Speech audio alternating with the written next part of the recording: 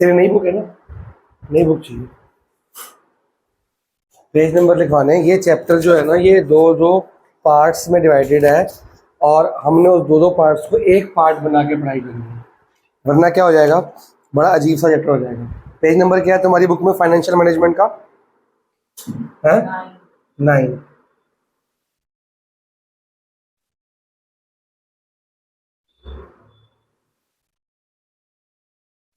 अब कुछ page number लिखाऊंगा, वो लिखने हैं आपने, बुक के पीछे लिखो, आगे लिखो, कहीं भी लिखो। तेरे बुक में लिखे, पीछे देखियो,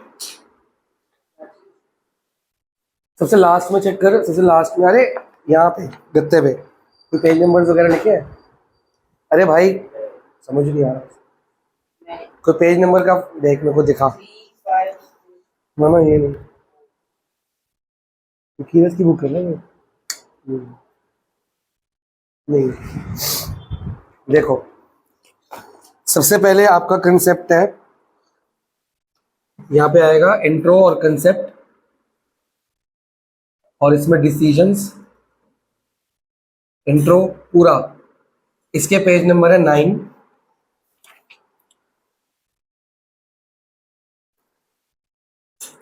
10 इसमें ऑब्जेक्टिव्स भी आ जाएंगे। 11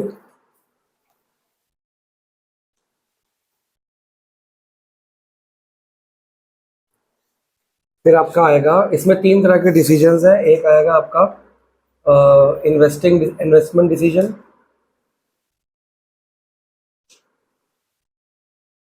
वो एक तो पेज नंबर है 11।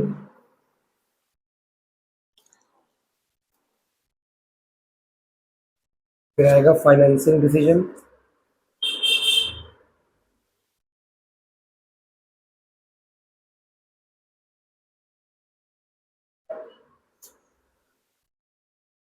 Thirteen. Dividend decision,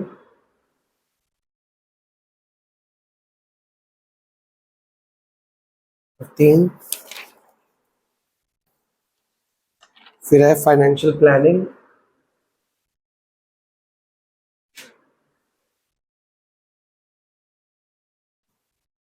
22।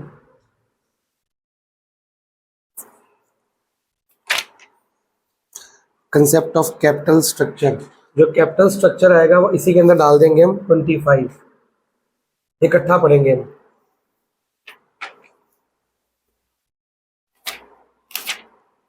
Fixed and working capital investment में डाल देंगे हम, ये 35 इकट्ठा पढ़ेंगे हम। 35 से लेके पूरा 38 तक, ये जो आप इसमें डाल दो इन्वेस्टमेंट डिसीजन में। फिक्स्ड एंड वर्किंग कैपिटल लिखा होगा हेडिंग, वो जहाँ भी है वो इन्वेस्टमेंट में डाल दो। ऐसे ना अलग अलग टॉपिक याद करने से अच्छा है कि हम क्वेश्चन चैप्टर को छोटा बनाए। लो जी, ये नोट कर लो, मेरे को हर बार बताना तुमने। हम सबसे पहले आज ये पढ़ेंगे, नंबर 1 इसमें डालेंगे। सबसे पहला हमने ये पढ़ना है, आज में खत्म होगा, 2 दिन में खत्म होगा, इतना टाइम भी लगेगा इसको। इसके बाद नंबर 2 हमने ये पढ़ना है, इन्वेस्टमेंट डिसीजन। ये हम पहले पेज नंबर 11 से पढ़ेंगे, उसके बाद पेज नंबर 35 से पढ़ेंगे, ये पूरा कंप्लीट हो जाएगा। नंबर 3 हमने पढ़ना है, इन्वेस्टमेंट के बाद नहीं, चलो नंबर 3 इसको डाल दो, या एक काम करो, नंबर 2 इसको डालो, नंबर 3 इसको डालो, और नंबर 4 ये डलेगा, और नंबर 5 लास्ट में। पहले 1 के बाद 2 फाइनेंसिंग है, फिर इन्वेस्टमेंट है, फिर डिविडेंड। वो देख लेंगे कैसे पढ़ना है, पढ़ाते टाइम में देख लूंगा, ठीक है। वीडियो मिल गई तेरे को?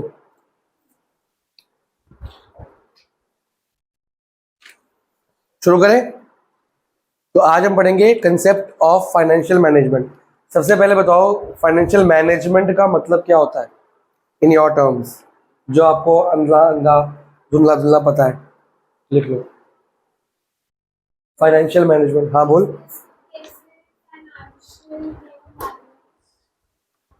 फाइनेंशियल वे में मैनेज मतलब क्या? मैनेज क्या करना पड़ेगा? मैनेज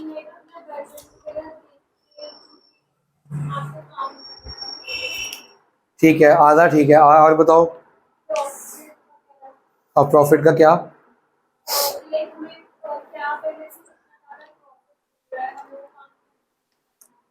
वो काम करना नहीं करना, अच्छा वो तो मैनेजमेंट है, फाइनेंशियल मैनेजमेंट का उससे कोई लिंक नहीं है। और कुछ आप सोचो, फाइनेंशियल मैनेजमेंट का मतलब, फाइनेंशियल मैनेजमेंट बेसिकली 3 बातें करना है, सिर्फ 3 बातें, ये 3। इसमें सबसे पहला है फाइनेंसिंग। फाइनेंशियल मैनेजमेंट का मतलब है taking decisions required for financing investment as well as dividend. सबसे पहले एक होता है, आप अगर को एमबीए वगैरह करोगे, एमबीए में बहुत सारी फील्ड आती है, तो ये फाइनेंस की फील्ड है। एक आपका चैप्टर मार्केटिंग मैनेजमेंट, वो मार्केटिंग की फील्ड आ जाती है आपकी, ठीक है। तो फाइनेंस की फील्ड में अगर आप मैनेजमेंट करते हो, आपकी बैंकिंग में और बड़ी बड़ी कंपनी से फाइनेंस डिपार्टमेंट संभालने के लिए ये एज अ फाइनेंस मैनेजर बनने के काम आएगी आपकी। अब इसमें होता क्या है, as a finance manager, not a general manager, as a, आपके 4 डिपार्टमेंट है ना, production department, finance department, marketing sales जो होता है, और एक एचआर। तो यहाँ पे फाइनेंस मैनेजर बनाया जा रहा है आपको। आपका काम क्या होगा, आपका सबसे पहला काम होगा ये डिसाइड करना कि फाइनेंस आएगा कहाँ से, पैसा आएगा कहाँ से, सोर्सेज ऑफ फंड्स। पैसा कहाँ से आ सकता है कंपनी में, शेयर्स बेच के आ सकता है, डिवेंचर बेच के आ सकता है, और लोन लेके आ सकता है, खुद का कैपिटल से आ सकता है। तो ये डिसाइड कौन करेगा, मालिक तो डिसाइड करेगा ही, उसकी हेल्प कौन करेगा, फाइनेंस मैनेजर। फाइनेंस मैनेजर, क्योंकि ये डिसाइड करना इंपॉर्टेंट है कि नहीं कि पैसा आए कहाँ से, कि कहीं से भी ले लो, क्या फर्क पड़ता है, क्यों क्यों डिसाइड करना है, क्यों लोन ले लो या शेयर्स बेच दो या घर का लगा लो, सेविंग्स लगा लो, किससे मांग लो, कहीं से भी आ जाए, क्या फर्क पड़ता है। ये डिसीजन डिसाइड करने पे चैप्टर क्यों बन गया, इतना इंपॉर्टेंट क्यों डिसीजन की कहां से पैसा आना है। हाँ, क्योंकि अगर तुम लोन लेते हो या डिवेंचर, डिवेंचर भी लोन ही होता है, आज आपको पढ़ाया जाएगा। तो अगर आप लोन लेते हो तो आप बदले में क्या दोगे, इंटरेस्ट। या अगर आप खुद का पैसा लगाते हो तो भी इंटरेस्ट ऑन कैपिटल दोगे। या अगर आप शेयर्स बेचते हो तो बदले में प्रॉफिट का हिस्सा डिवाइड करोगे, उसको डिविडेंड बोलते हैं, ठीक है ना। तो आपको डिसाइड करना पड़ेगा कि आपको सस्ता क्या पड़ रहा है। लोन सस्ता पड़ रहा है, लोन को हम डेप्ट वर्ड यूज करेंगे आज के बाद, लोन की जगह क्या यूज करेंगे, डेप्ट। और शेयर्स की जगह यूज करेंगे इक्विटी। आपको रेशियो में पता होगा, आपका भी आएगा डेप्ट इक्विटी रेशियो। लोन, हर तरह के लोन को कंबाइन कर दो, इट बिकम्स डेप्ट, कर्जा। एंड हर तरह का preference share, own share, equity share, any type of shares, उसको बोलते हैं इक्विटी, पार्टनर उसकी मालिक की कैपिटल। तो डेप्ट सस्ता पड़ता है कि इक्विटी, डेप्ट सेफर है कि इक्विटी, डेप्ट फिजिबल है कि इक्विटी, डेप्ट ज्यादा अच्छे से मिल जाएगा, इजीली अवेलेबल है कि इक्विटी। ये पूरा आपको इन डिटेल पढ़ाया जाएगा इस डिसीजन। तो पहले ये हम ये पढ़ रहे हैं, इसमें डिसीजन पहला कौन सा बनता है, फाइनेंसिंग। पैसा आए तो आए कहाँ से, वो डिपेंड करता है कि आपकी कंपनी का स्टेटस कैसा है। बहुत बड़ी कंपनी है तो डेप्ट लेगी कि इक्विटी लेगी, छोटी कंपनी है तो क्या लेगी, कोई कंपनी रिस्क फैक्टर ज़्यादा ले सकती है तो वो क्या लेगी। आप आइडिया लेके बताओ, डेप्ट सेफर है कि इक्विटी, रिस्क के अकॉर्डिंग इक्विटी इज सेफर, क्योंकि मेरा खुद का वो लोगों से पैसा मांगा हुआ है। डेप्ट को रिस्क, डेप्ट में रिस्क क्यों है, क्या रिस्क है,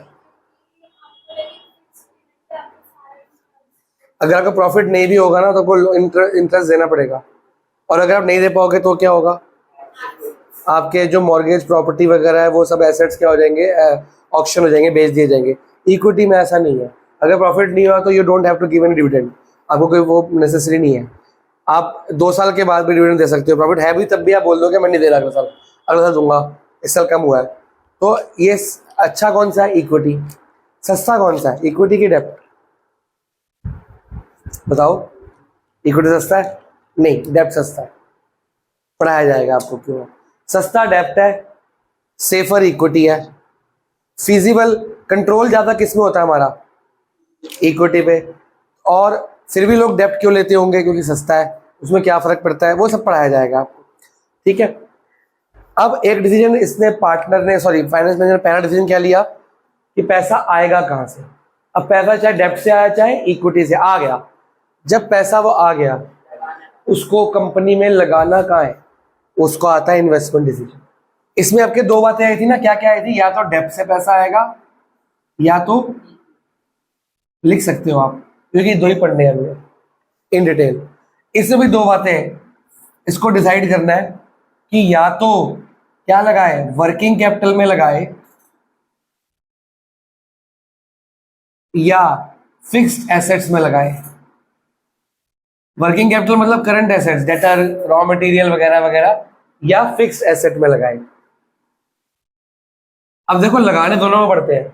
अगर तुम मशीनरी में लगाते हो वो क्या है, फिक्स्ड एसेट, पर खाली मशीनरी में पैसे लगाओगे, उसके रॉ मटेरियल नहीं लोगे, रॉ मटेरियल यहाँ पे आ गया। कैश नहीं चाहिए घुमाने के लिए पैसा, डेटर नहीं लगेगा। तो जब मशीनरी में से सामान बनाओगे, उधार बेचोगे, तो वर्किंग कैपिटल भी चाहिए उसके लिए, बेचने के लिए। तो आपको दोनों में लगाना पड़ेगा। तो कितना कितना लगाए, फॉर एग्जाम्पल मेरे को 10 लाख चाहिए, 10 लाख में सारा इक्विटी लूंगा या सारा डेप्ट लूंगा या इनका कोई प्रपोर्शन लूंगा, डेप्ट टू इक्विटी रेशियो वो निकालनी आएगी आपको। कुछ यहां से लिया कुछ यहां से लिया, वो आपका आएगा।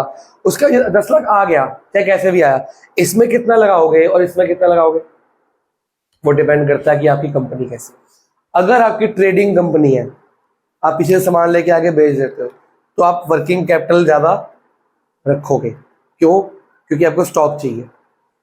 लेकिन आपकी मैन्युफैक्चरिंग कंपनी है तो आप फिक्स एसेट ज्यादा रखोगे, फिक्स कैपिटल, क्योंकि आपको मशीनरी चाहिए, लैंड चाहिए, बिल्डिंग चाहिए।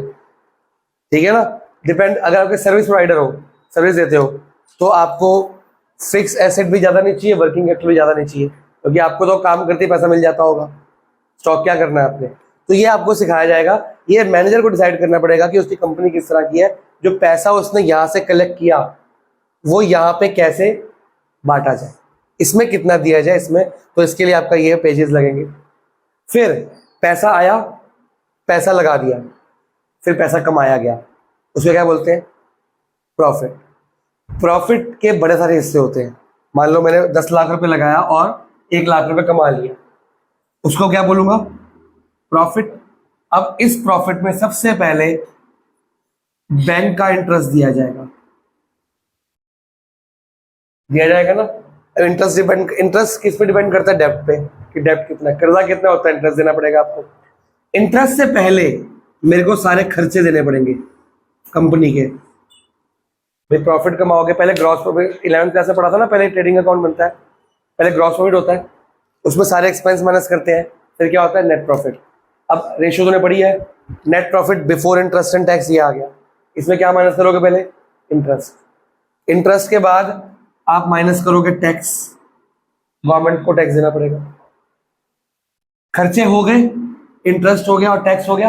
अब जो पैसा बचा है वो सारा आपस में बटेगा। आपस में मतलब जितने मैं मालिक हूं, मेरे 40, 50, 60% शेयर होंगे, 60% मेरे को मिल जाएगा। 40% लोगों के शेयर है, 40% उनको मिल जाएगा। उसको क्या बोलते हैं, डिविडेंड। क्या बोलते हैं? और ये सारा का सारा प्रॉफिट खत्म। सबसे पहले ये देना पड़ेगा कंपलसरी। ये कंपलसरी से मर्जी नहीं चलती, इसमें मर्जी नहीं चलती, यहां चलेगी मर्जी। यहां पे है कि भैया क्या इस साल डिविडेंड रोक सकते हैं हम? डिविडेंड रुकेगा ना तो 40% तुम्हारा भी रुकेगा, मेरा भी रुकेगा। ये नहीं हो सकता कि मैं 60% वाला हूं तो मैं घर में प्रॉफिट लेके जा रहा हूं अपने घर पे, फैक्ट्री का मालिक हूं तो मैं नहीं दे रहा, ऐसा नहीं होगा। रुकेगा सबका रुकेगा, बटेगा सबको बटेगा, आधा बटेगा सबको आधा बटेगा। कुछ परसेंट प्रपोर्शन बांटूंगा, सबका प्रपोर्शन बांटूंगा, उसमें मैं भी इंक्लूड हूँ, क्योंकि मैं भी एक डिविडेंड शेयर होल्डर हूँ, चाहे मेजोरिटी शेयर होल्डर हूँ, मालिक हूँ, पर शेयर होल्डर तो होना कंपनी का। तो डिविडेंड कितना बांटना है और कितना नहीं बांटना, कब बांटना है और कब नहीं बांटना। मान लो मेरी कंपनी ग्रो कर रही है, नया बिल्डिंग लगाना चाहती है, तो वो डिविडेंड बांटेगी, वो सारा प्रॉफिट कंपनी में दोबारा यूज कर लेगी, शेयर होल्डर को भेज देगी, लेटर मेल भेज देगी कि हमारी कंपनी एक नई मशीन लगाने वाली है, इस साल डिविडेंड नहीं बांटेंगे, अगले साल इकट्ठा 2 साल का बांट देंगे। शेयर होल्डर खुश है, कंपनी का प्रॉफिट बढ़ेगा, तुम्हारा भी तो बढ़ेगा।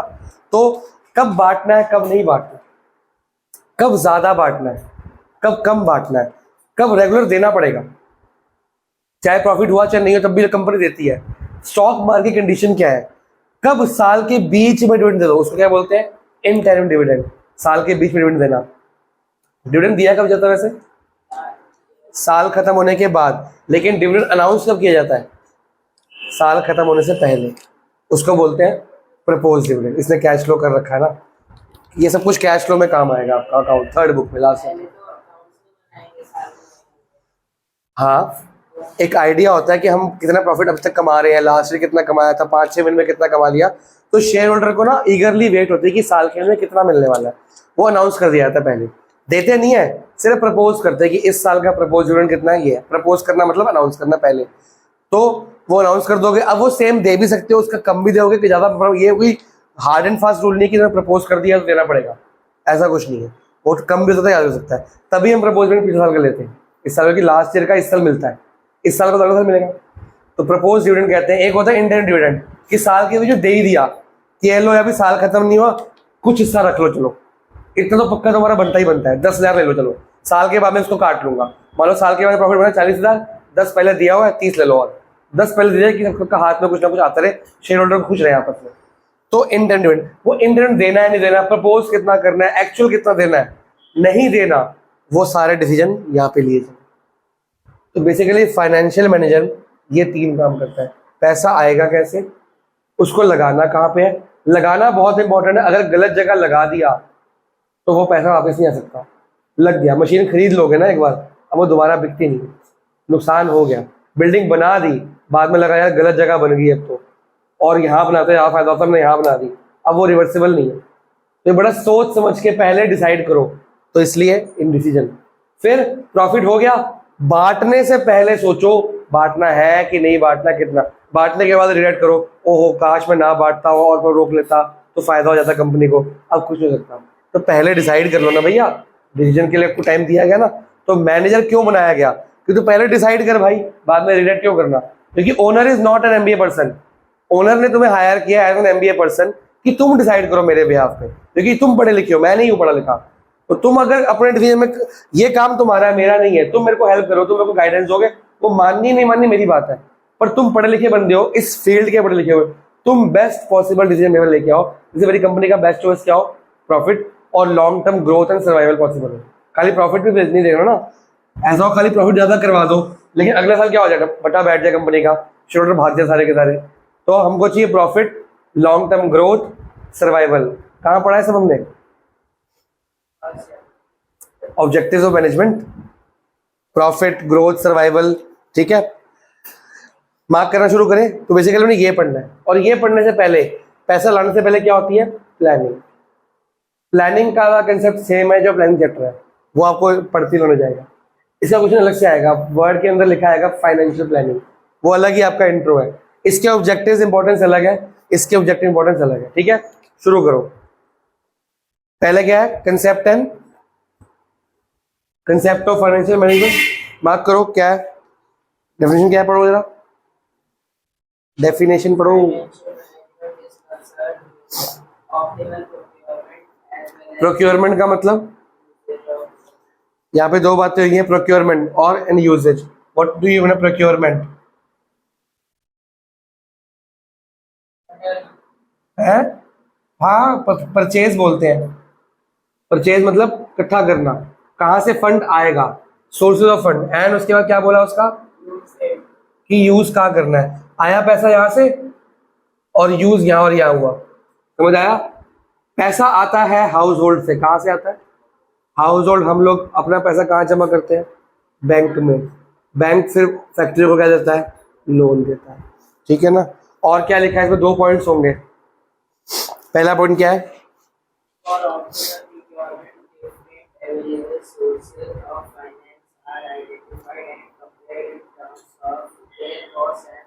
डिफरेंट सोर्सेज ऑफ प्रोक्योरमेंट या फंड्स को आइडेंटिफाई किया जाएगा। डिफरेंट सोर्सेज यानी डेप्ट या इक्विटी, इनका कॉस्ट निकाला जाएगा कि डेप्ट कितना खर्चा मांग रहा है और इक्विटी कितना खर्चा मांग रहा है। फिर हमारा प्रॉफिट निकाला जाएगा कि प्रॉफिट मतलब, प्रॉफिट अभी होना शुरू नहीं हुआ, कंपनी में पैसा भी आया नहीं है, अभी पैसा आएगा, उससे मेरे को कितना प्रॉफिट होगा। अभी हमने इको में एक रेशियो, एक वो किया हुआ last topic, MEI ROI, return on investment, marginal efficiency of investment. उसमें क्या था, रिटर्न ऑन इन्वेस्टमेंट क्या था, या रेट ऑफ इंटरेस्ट भी बोलते हैं उसको, रिटर्न ऑन इन्वेस्टमेंट। अकाउंट्स में रेशियो भी है इसकी, कि अगर तुम 10 लाख रुपए लगाते हो, चाहे डेप्ट से लगाया चाहे इक्विटी से लगाया, जैसे मर्जी लगाया, या अपना पैसा लगाया, आपको कितना % रिटर्न आता है। For example return on investment आया 10% पर एनम। इसका मतलब क्या हुआ कि 10 लाख रुपए लगाया तो कितना पैसा कमाओगे एक साल में? 1 लाख। 10%, 1 लाख लगाया तो कितना कमाओगे एक साल में? 10,000। तो ये आपको पता लग गया कि 10% तो मैं कमाऊंगा अगर ये पैसा लगाता हूं। अगर आपका लोन का रेट 13% है तो आप लोन लोगे, क्योंकि आपको इंटरेस्ट देना पड़ेगा 13%, पर कमाओगे कितना? तो 3% लॉस में चले गए, तो आप नहीं लोगे। आप लोन तब लोगे जब लोन का रेट इससे क्या हो? लेस, मतलब 7-8%, 5%, 6% हो, ठीक है? या आप इसको बढ़ाओ, ठीक है? इक्विटी में कोई परसेंटेज होती नहीं है, इक्विटी में तो एक बार खर्चा कर दिया बस हो गया, उसके बाद तो पैसा आना ही आना है। तो आप पहले ही आइडेंटिफाई करोगे कि जहां से फंड्स आने वाले हैं उसकी कॉस्ट, वर्ड लिखा है ना, कॉस्ट ऑफ प्रोक्योरमेंट, उसके आने का खर्चा कितना है और मैं कमाऊंगा कितना, क्या ये पैसा लाना मेरे लिए प्रॉफिटेबल है कि नहीं है, ठीक है? सेकेंड पॉइंट क्या है?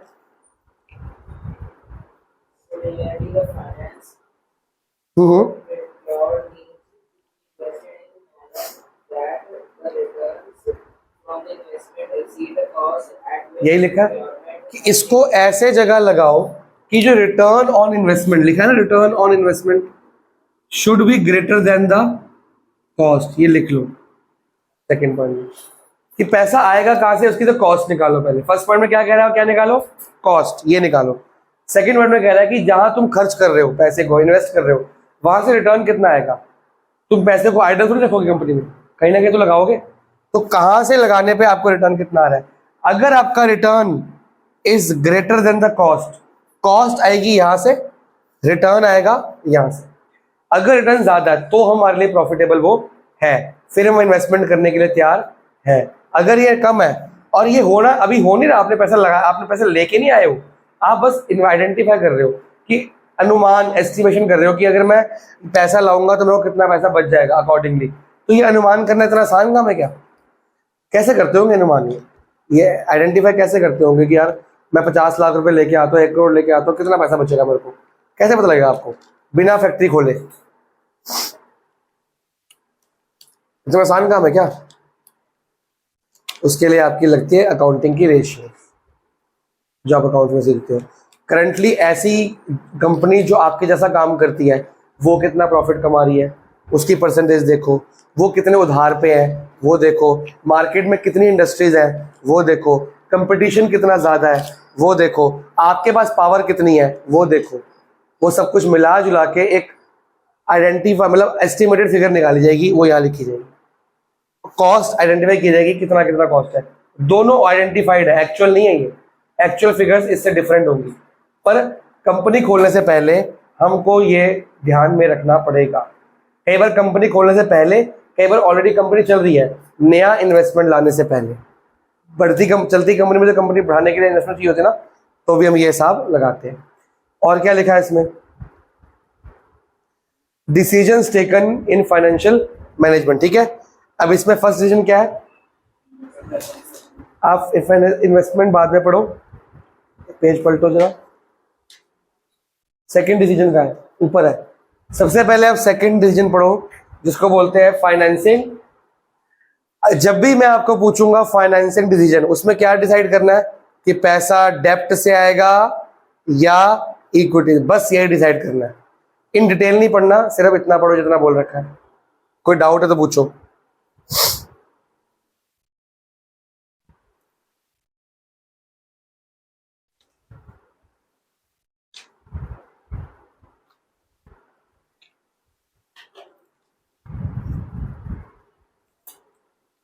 यहाँ पे 2 फंड्स लिखे हैं, एक को बोला शेयर होल्डर्स फंड, वो किसको बोलते हैं हम? अभी आपने बैलेंस शीट बनानी सीखी, उसमें क्या लिखते हैं इसको? एसएचएफ लिखते हैं ना, इक्विटी को। और डेप्ट को क्या लिखते हैं? नॉन करंट लाइबिलिटीज या बोरोड फंड्स। पैसा आएगा कहां से, यहां से कि वहां से? इन डिटेल पढ़ेंगे बाद में, फिलहाल इंट्रो में सिर्फ इसका आइडिया लगाना है। पढ़ लिया? इशरत पढ़ लिया? सो गई? सेकंड, अब आप पढ़ो इन्वेस्टमेंट डिसीजन। उसमें क्या होगा ओरल बताओ, पीछे पिछले पेज पे है। उसमें क्या होगा, जो पैसा आया वो लगाना कहाँ पे है, पढ़ो। लॉन्ग टर्म में लगाना है कि शॉर्ट टर्म में लगाना है? ये जो पैसा होगा ये लॉन्ग टर्म का होगा और ये पैसा जो होगा शॉर्ट टर्म का होगा। आ गया वो क्वेश्चन?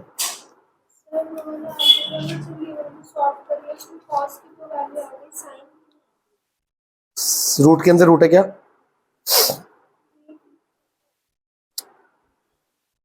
ये वाला कि ये वाला? कॉस आ गया? कहाँ है कॉस? ये खाली कॉस है ना?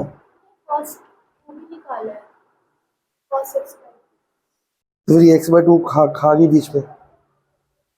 ये x/2 है ना? x/2 कहाँ गया? x लिखा हुआ उसको, cos x/2 है ये। समझ आई? गलती दिख गई? हाँ तो आ तो गया। पीछे कितना है? ये प्लस माइनस बेटा, यहाँ प्लस माइनस लिखा कर। फिर x/2 का क्वाड्रेंट कौन सा दे रहा है? x/2 का क्वाड्रेंट है सेकंड में, तो साइन पॉजिटिव ही होगा।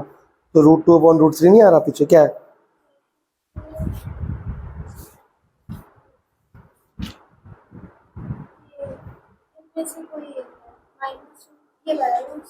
हाँ तो रैशनलाइज किया हुआ है, कुछ नहीं है, रैशनलाइज कर दे।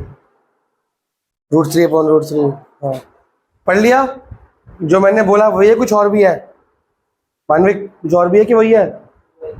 अब तीसरा डिसीजन क्या है कि जो पैसा आया उसको लगाया, फिर उसको बचाया, आया लगाया बचाया। ये पूरी चैप्टर यही पढ़ना है।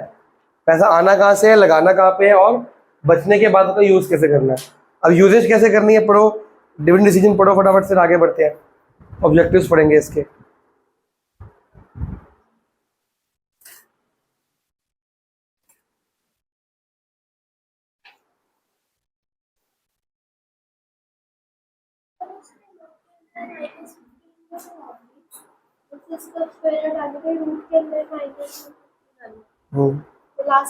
हाँ सही तो है।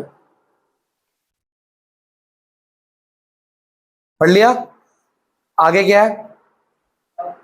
Objectives of financial management. कितने ऑब्जेक्टिव्स हैं जी? बताओ। हाँ हाँ कितने हैं? 4 है? 5 है? अलग अलग पॉइंट्स पे दिए होंगे ना हाँ। ऑब्जेक्टिव्स ऑफ, बताओ जी पहला क्या है? रीड करो।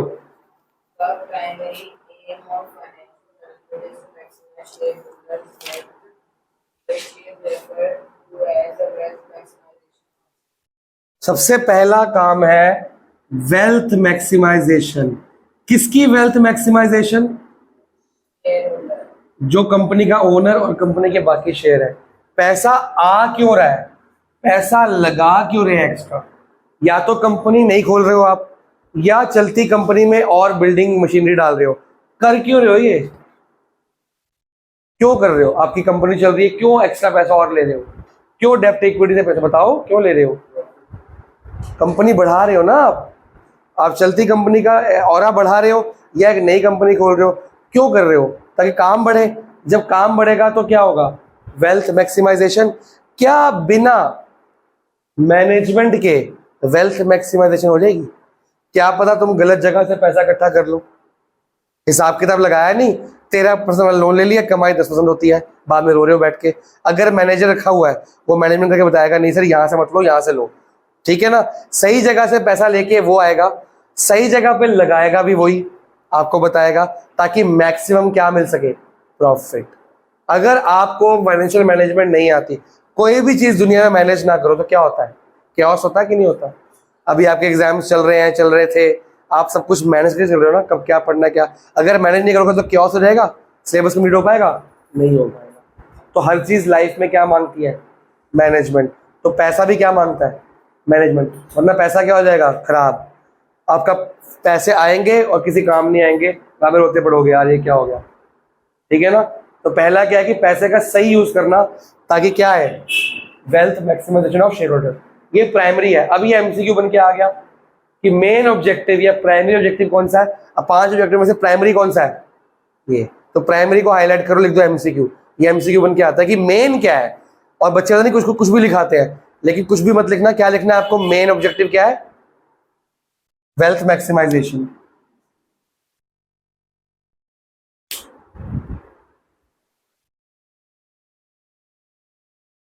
अगला क्या है? The market price of the company share the three basic financial ये पॉइंट में दिया हुआ है, इसमें पॉइंट कर रहा है। मैंने पॉइंट कर रखा होगा ना। इसको नंबर 1 बना दो। बना दिया? हाँ, ऊपर देखो प्राइमरी को नंबर बना दिया। अब उसके बाद लास्ट के ना 3 पॉइंट दिए हुए हैं सबसे, नहीं बिल्कुल नेक्स्ट पेज पे ये 3 पॉइंट दिए हुए हैं, दिख रहे हैं? इसको मार्क कर लो, इसको नंबर 2, नंबर 3, नंबर 4 कर दो। बताओ क्या कह रहा है ये? Ensuring availability of sufficient funds and availability of funds, लेकिन अवेलेबिलिटी सफिशिएंट फंड्स कहां से मिलेगा? इसमें से कौन सा डिसीजन है कि सफिशिएंट फंड, जितना पैसा चाहिए उतना मिल जाए? अगर आपको चाहिए 50 लाख, लोन मिला 30 लाख का, तो लोगे? वो पैसा बेकार है, किसी काम का नहीं है। आपको फिर सफिशिएंट जितना फंड चाहिए उतना मिले एट, और क्या लिखा है? एट रीजनेबल कॉस्ट, सस्ता मिले तभी फायदा है। इसको जितना चाहिए उतना मिले और सस्ता मिले तो ही फायदा है, वरना वो पैसा किसी काम। तो ये कौन ध्यान रख चाहिए कितना और सस्ता कहां से मिलेगा, कौन ध्यान रखेगा? Financial management. थर्ड क्या है? बोलो भाई। ensuring effective utilization of अब पैसा आ गया, इसमें क्या करना है? अब funds. Efficient and effective utilization. अगर इफेक्टिव यूटिलाइजेशन नहीं होगी तो क्या नुकसान होगा? बताओ क्या नुकसान होगा? पैसा बर्बाद हो जाएगा, पैसा बेकार चला जाएगा। जो पैसा साइड में बेकार पड़ा है उस प्रॉफिट कमा के देगा मेरे को? नहीं देगा। तो उसका, लेकिन उसका इंटरेस्ट और उसका डिविडेंड देना पड़ेगा, चाहे तुम कमा रहे हो नहीं कमा रहे हो। तो वो पैसा किसी काम आएगा नहीं, उसका सही से यूज हो, उसकी वेस्टेज क्या हो ना हो या कम से कम हो, ऑप्टिमम या इफेक्टिव यूटिलाइजेशन ऑफ फंड्स। वो कौन सी मैनेजमेंट रहेगी? Financial management. अगला क्या है? Ensuring safety of funds for use safety of funds क्या बोला जाता है? ये and creating reserve. Funds secure कैसे होंगे? सेफ्टी ऑफ फंड्स होगी कैसे? फंड सेफ कैसे होते हैं बताओ जरा? पैसा आएगा, सस्ते पे आएगा, उसको ढंग से यूज करना, ये ऑब्जेक्टिव है। सेफ्टी ऑफ फंड्स क्या होता है?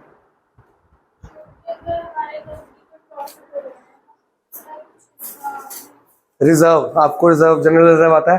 रिजर्व का मतलब क्या होता है? प्रॉफिट को ऐसा 10% रख दिया। वो रिजर्व क्यों बनाते हैं हम? गुल्लक होती है फॉर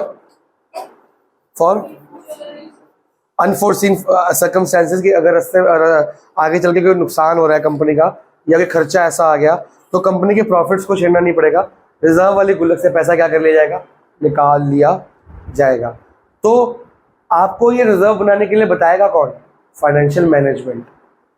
ये आपकी उसका ऑब्जेक्टिव है कि फंड्स को सिक्योर करो कि फ्यूचर में थोड़े साइड पे सेफ। आप भी घर में सेविंग्स करते हैं तो क्या पेरेंट्स करते हैं कि फ्यूचर में कोई नुकसान हो हमको पैसा पड़ा हो? हर बंदा दुनिया में सेव करता है, तो कंपनी भी सेव करती है अपने फायदे के लिए। ठीक है जी, ये 4 ऑब्जेक्टिव हो गए। इसके बाद क्या क्वेश्चन में? रोल ऑफ फाइनेंशियल मैनेजमेंट क्या है? रोल पहला, 4 रोल लिखे होंगे। हाँ जी, पहला रोल बताओ। एक और मैं इसमें हाँ बोलो। does the objective of the financial management is to maximize the current price of equity share of हाँ, the company or to इसको 5वां पॉइंट बना लो। To maximize current price of shares equity. Market में हमारे प्राइस शेयर्स की कब बढ़ेंगे? जब मेरी कंपनी प्रॉफिट ज्यादा कमा रही है, कम कमा रही है? मेरी कंपनी का प्रॉफिट ज्यादा कमा रही है, मेरी कंपनी के शेयर्स क्या हो जाएंगे? क्या रेट बढ़ जाएगा। चाहे मेरी कंपनी कम प्रॉफिट कमा रही है पर मेरी कंपनी हर साल रेगुलर डिविडेंड देती है तो मेरी कंपनी के शेयर्स की वैल्यू क्या हो जाएगी? बढ़ जाएगी। शिव कंपनी की शेयर्स की वजह सिर्फ प्रॉफिट पे डिपेंड नहीं होती, वो डिपेंड होती है हमारी रेपुटेशन पे। अगर मैं सोशल काम कर रहा हूँ, सोशल वेलफेयर कर रहा हूँ लोगों का, तो भी मेरी कंपनी की शेयर की वैल्यू क्या हो जाती है?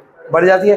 तो ये फाइनेंशियल मैनेजमेंट मेरे को बताएगी कि ऐसे क्या काम करूं कि मेरे शेयर का जो भाव है वो क्या हो जाए? बढ़ जाए। जब शेयर का भाव बढ़ेगा तो मेरे शेयर की डिमांड क्या हो जाएगी, बढ़ जाएगी ऑटोमेटिकली। तो सब लोग मेरी कंपनी के हो, पैसा अपना मिलता रहेगा, मेरे को आगे लोन लेने की जरूरत नहीं पड़ेगी। ठीक है, 5 हो गए। अब रोल पे आओ। रोल और ऑब्जेक्टिव एक जैसे हैं। पहला पॉइंट पढ़ो, क्या रोल है पहला?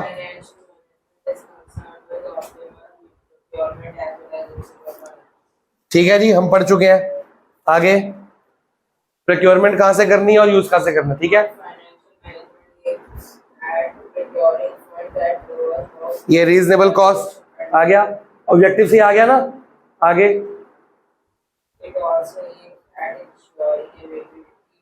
ये रहा, सेम है, मुझे लग तो नहीं है। अभी मार्क मत करो ना, इसलिए कह रहा हूं, पहले रीड कर लो, क्या पता इसी से काम चल जाए हमारा। आगे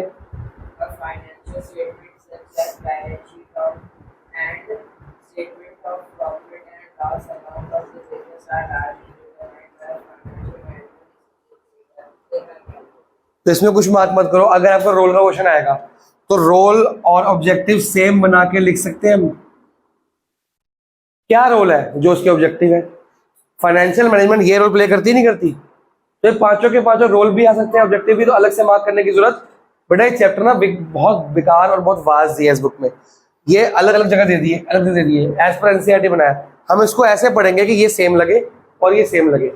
अभी आपने पढ़ा ऑब्जेक्टिव और ये सेम हो गए कि नहीं हो गए, एक जैसे लग रहे हैं। बार बार एक ही बात हो रही है, पैसा आना कहाँ है और आना कैसे है, कितना आना है और कितने रेट पे आना है। उसका यूज ऐसे करो कि वेस्टेज ना हो। उसके बाद जो प्रॉफिट बचा उसको मैक्सिमाइज करो, बस यही काम है। फुल चैप्टर में हमने इसको इन डिटेल पढ़ना है। पैसा आना कहाँ से है, किस रेट पे आना है, उसको खर्चना कैसे है ताकि वेस्टेज ना हो, और उसका ऐसा यूज करो कि मैक्सिमम प्रॉफिट हमको सबको मिल सके। कंपनी का लॉन्ग टर्म ग्रोथ, सर्वाइवल और प्रॉफिट, ये 3 बातें हमको ध्यान में रखनी है। ये इस चैप्टर का सार है। आज हमने ये वाला काम कर लिया, ये पूरा कर लिया। अगली क्लास में हम फाइनेंसिंग डिसीजन के बारे में पढ़ेंगे, लेकिन सिर्फ इतना पढ़ेंगे, ये वाला। अभी ये वाला नहीं पढ़ेंगे, ये लास्ट में पढ़ेंगे, क्योंकि ये न्यूमेरिकल मांगता है, ये बड़ा टेढ़ा काम है।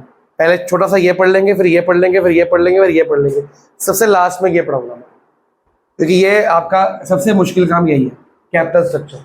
ठीक है जी, 2 मिनट हाथ मुंह धोया, तुम लोग सो रहे थे इससे